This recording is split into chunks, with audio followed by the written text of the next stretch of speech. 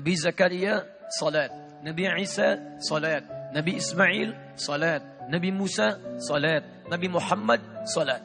Nabi, Rasul, dekat dengan Allah, surga sangat terjamin, tingkat paling tinggi, tidak ada hisab untuk mereka. Mereka semua salat. Anda bukan Nabi, Anda bukan Rasul. Sampai subuh ini belum ada jaminan surga. Tingkatnya belum tentu paling tinggi. Hisabnya masih menegangkan. Dan Anda memilih tidak salat. Ada sesuatu yang harus terperbaiki dalam kehidupan kita. Karena itulah hadirin sekalian, ada sesuatu juga yang menarik ketika konsepsi salat itu dibangun dalam Al-Quran.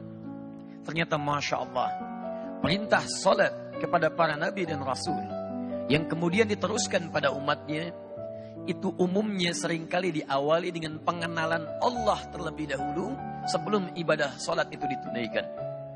Perhatikan kembali ketika Allah firmankan kepada Musa alaihi salam, sebelum Musa diperintahkan untuk salat, terlebih dahulu Allah mengenalkan dirinya supaya diketahui dalam salat itu siapa yang disembah, supaya dikenal siapa yang disembah, supaya dirasakan kenikmatan saat menyembahnya, supaya dihadirkan kekhusyuan saat menyembahnya.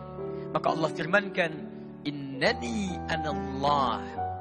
Allah perkenalkan dirinya, saya ini Allah, la ilaha illa ana.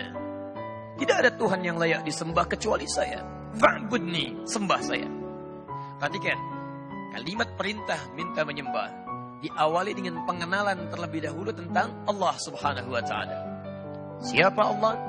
Dikenalkan aspek ketuhanannya, dikenalkan rasionalitas kenapa mesti menyembahnya, diberikan sifat-sifatnya supaya diperkenalkan agar khusyuk dalam menyembahnya. Baru kemudian muncul kalimat wa aqimis shalah. Tunaikan salat. Cukup menarik. Dan semua demikian. Bahkan fase salat di masa Nabi SAW, ini yang paling menarik. Sebelum diperintahkan salat, setahun sebelum hijrah ke Madinah Al-Munawwarah itu, dalam usia Nabi 52 tahun, setelah 12 tahun berdakwah di kota Mekah, ternyata perintah salat tidak langsung diberikan saat Nabi diangkat jadi Rasul, tapi justru diberikan perintah untuk mengenalkan Allah terlebih dahulu pada masyarakat hampir selama 12 tahun. Baru kemudian muncul perintah untuk menunaikan salat. Hadirin, inilah yang kita jadikan bahasan pada subuh ini. Mengapa kemudian Allah perkenalkan terlebih dahulu tentang konsepsi ketuhanan, konsepsi penyembahan, sebelum turun perintah untuk menyembahnya. Saya ingin tunjukkan sedikit saja perbedaan orang dulu salat dengan orang sekarang salat. Dulu, orang salat karena mengenal Allah terlebih dahulu, memahami bagaimana cara menyembahnya, maka kenikmatan salatnya Masya Allah ketika ditunaikan, khusyuk, sungguh tak terlukiskan. Ada orang ketika salat tiba-tiba lewat anak panah, dia tidak bergeser sedikit pun dalam salatnya. Ada orang yang kemudian dalam salatnya terhunus pedang, dan dia Masya Allah masih meneruskan salatnya. Ada orang ketika dalam salatnya terkena duri, sebelum salat durinya akan dicabut, Masya Allah, dia masih merasakan kesakitan. Tapi ketika menikmati salatnya, kawannya mengatakan, saya tahu kapan waktunya duri itu akan dicabut. Ketika dia mulai bertakbir, kemudian durinya dicabut, Allahu Akbar, tidak bergeser sedikit pun, tidak berubah warna wajahnya, tetap dalam keadaan salatnya. Bahkan ada orang yang ketika mulai bertakbir, kisah ini nyata seluruhnya, dia mengucapkan Allahu Akbar. Abu Daud nomor hadis 857. Fayaqulu Allahu Akbar. Maka dia bertakbir Allahu Akbar. Saat kalimat Allah diucapkan, itu bisa bergetar tangannya. Dan kata Nabi, orang ini masuk surga tanpa hisab. Pahanya tidak sebanding dengan amalan umat manusia. Bahkan beliau menjadi mertua Nabi. Bahkan beliau di antara orang yang sangat dimuliakan Nabi, sampai menemani Nabi, dipilih oleh Nabi untuk berhijrah ke Al-Madinah Al-Munawwarah. Anda bisa bayangkan, ada orang dulu bertakbir sampai gemetar. Ada orang dulu dalam keadaan salat sangat menikmatinya. Sujudnya bisa berlama-lama, kenikmatan bisa didapatkan. Sampai Imam An-Nawawi dalam kitabnya At-Tibyan fi Adab Hamalatil Quran, di halaman 38, paragraf yang pertama, baris 1 sampai 2, cetakan Darul Kutub Al-Islamiyah. Beliau menyebutkan banyak sahabat-sahabat Nabi, terkhusus Utsman bin Affan radhiyallahu taala anhu. Kemudian ada Abdurrahman bin Auf, ada Tamim Ad-Dari. Bahkan di antara kehebatan mereka, tidak sekedar meraih dunianya begitu sukses, tapi kenikmatan terbesarnya ketika mampu tahajud, bahkan sampai khatam Quran, saking nikmatnya dalam sholatnya. Kenapa?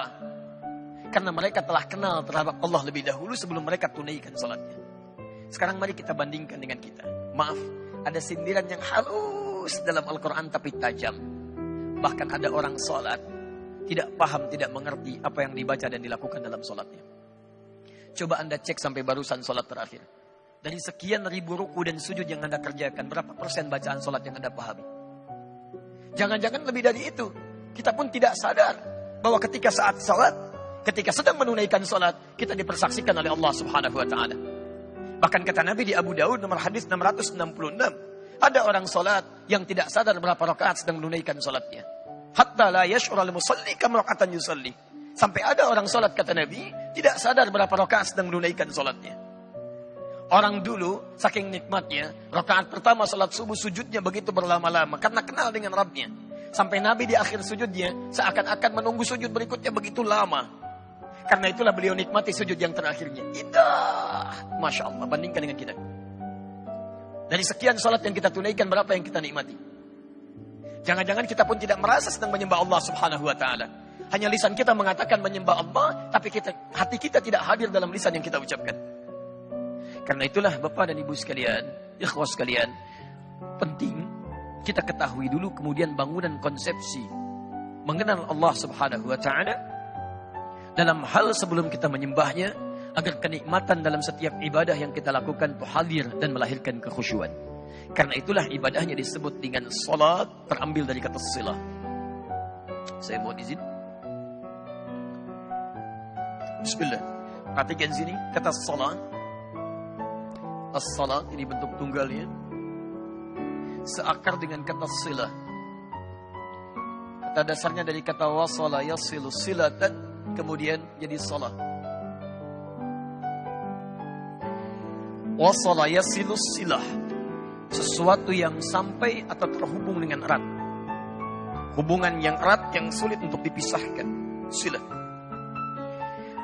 Anda pernah dengar istilah silaturahim?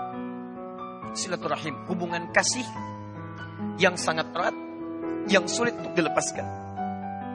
Bukan saat kumpulnya, ini seringkali keliru ini. Ya. Silaturahim itu terwujud bukan saat kumpulnya, tapi saat Anda berpisah setelah momentum pertemuan itu terjadi. Kalau Anda bertemu dengan kawan-kawan Anda menyapa, wajar karena Anda melihat orangnya. Karena Anda berjumpa dengan sosoknya. Yang paling hebat itu setelah Anda berpisah, masih ada hubungan kasih antara Anda dengan kawan Anda, sehingga Anda mendoakan dia dalam kebaikan. Dalam sujud Anda doakan. Dalam doa Anda sertakan. Itu yang dimaksudkan hubungan yang erat, yang sulit untuk dipisahkan. Nah, hubungan yang melatih kita supaya terhubung dengan Allah erat dan sulit dipisahkan. Bukan hanya saat Anda terhubung dalam ibadah, tapi selesai ibadah, Anda masih terhubung dengan Allah. Jalan ingat Allah, makan ingat Allah, minum ingat Allah, kerja ingat Allah. Maka ibadah yang melatih kita supaya terhubung erat dengan Allah, dirubah kalimatnya menjadi salat.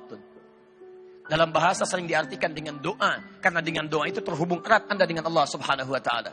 Karena itulah setiap aktivitas kita seringkali dibuka dengan doa. Tunjukkan pada saya, mohon maaf ya, tunjukkan pada saya, di kepercayaan mana yang dianggap sebagai agama yang setiap aktivitasnya melekat dengan doa. Coba lihat, kita bangun tidur ada doanya. Anda cuci tangan ada doanya. Anda makan ada doanya. Anda melepas pakaian ada doanya. Pakai pakaian ada doanya. Urusan ke toilet pun ada doanya. Bahkan langkahnya diatur. Masuk kiri, keluar kanan. Masuk masjid pun ada doanya. Langkahnya diatur. Masuk kanan, keluar kiri. Tunjukkan. Dan doa itu bukan sekedar kalimat yang diucapkan. Tapi itu bangunan kita. Konsepsi kita antara kita dengan Allah supaya ada ikatan. Bahkan kata Nabi, lihat kalimatnya. Saat Anda tidak tahu doanya pun, cukup ucapkan kalimat Allah.